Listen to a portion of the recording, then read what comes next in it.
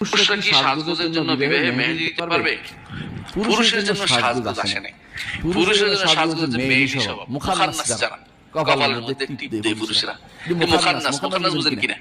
হ্যাঁ, হিজলা হিজলা হিজলা হিজলা খবিশ, আউযুবিল্লাহ। বিভিন্ন দেশের বিভিন্ন ধর্মের সংস্কৃতি হতে পারে। মুসলিম যদি কোনো কেউ এটা দেয়, সে হিজলা টাইপের মানুষ, কোনো সন্দেহ নেই।